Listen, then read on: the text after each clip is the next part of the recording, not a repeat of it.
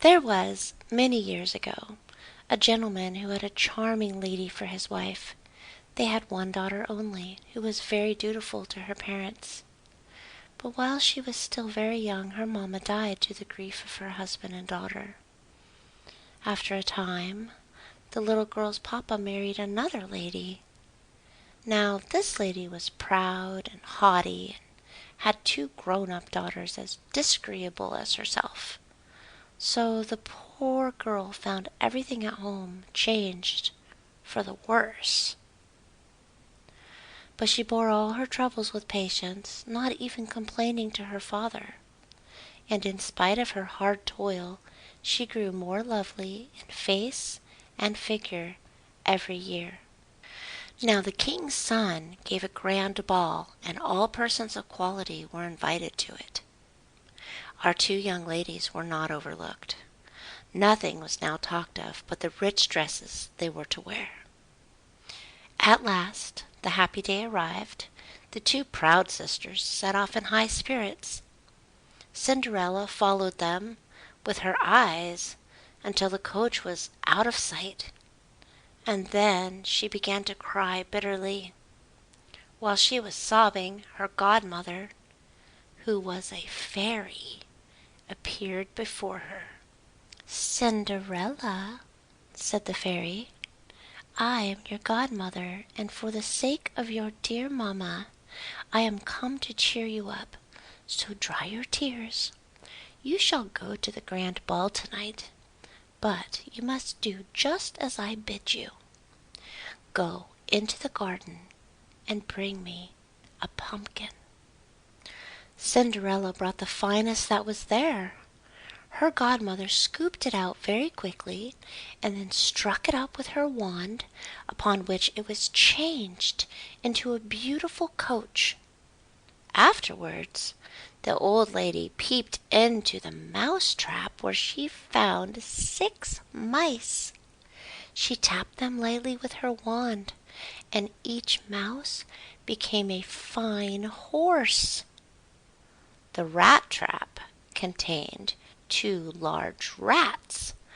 One of these she turned into a coachman, and the other into a postilion. The old lady then told Cinderella to go into the garden and seek for 6 lizards. These she changed into 6 footmen, dressed in the gayest livery. When all these things had been done, the kind godmother, touching her with her wand, changed her worn-out clothes into a beautiful ball dress embroidered with pearls and silver. She then gave her a pair of glass slippers, that is, they were woven of the most delicate spun glass, fine as the web of a spider. When Cinderella was thus attired, her godmother made her get into her splendid coach, giving her a caution to leave the ball before the clock struck 12. On her arrival, her beauty struck everybody with wonder. The gallant prince gave her a courteous welcome and led her into the ballroom, and the king and queen were as much enchanted with her as the prince conducted her to the supper table, and was too much occupied in waiting upon her to partake of anything himself. While seated, Cinderella heard the clock strike 11:15. She rose to leave, the prince pressing her to accept an invitation for the ball on the following evening. On reaching home, her godmother praised her for being so punctual, and agreed to let her go to the next night's ball. Although she seemed to be tired, her sisters, instead of showing pity, teased her with glowing accounts of the splendid scene they had just left, and spoke particularly of the beautiful princess.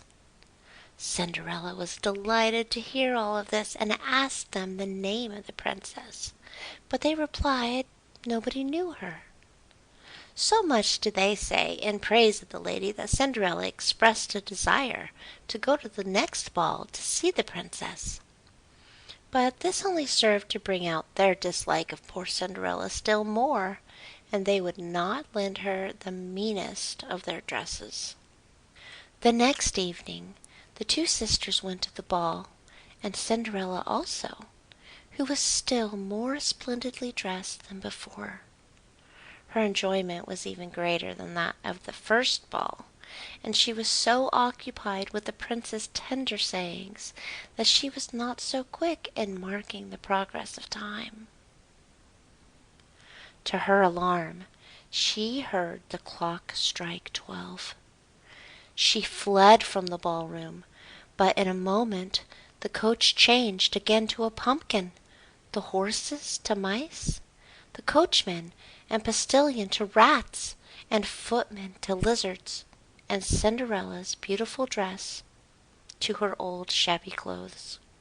In her haste she dropped one of her glass slippers, and reached home out of breath, with none of her godmother's fairy gifts but one glass slipper. When her sisters arrived after the ball, they spoke in terms of rapture of the unknown princess, and told Cinderella about the little glass slipper she had dropped, and how the prince picked it up. It was evident to all at the court that the prince was determined, if possible, to find out the owner of the slipper.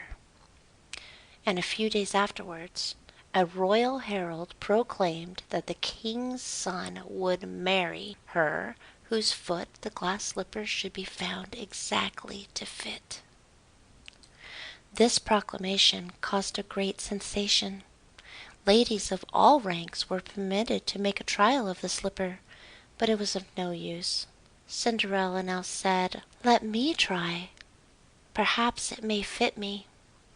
It slipped on in a moment. Great was the vexation of her two sisters at this, but what was their astonishment when Cinderella took the fellow slipper out of her pocket! At that moment the godmother appeared, and touched Cinderella's clothes with her wand.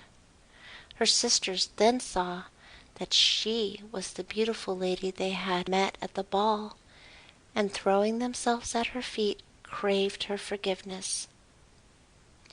A short time after, she was married to the prince, to the intense gratification of the whole court. End of Cinderella, by an anonymous author.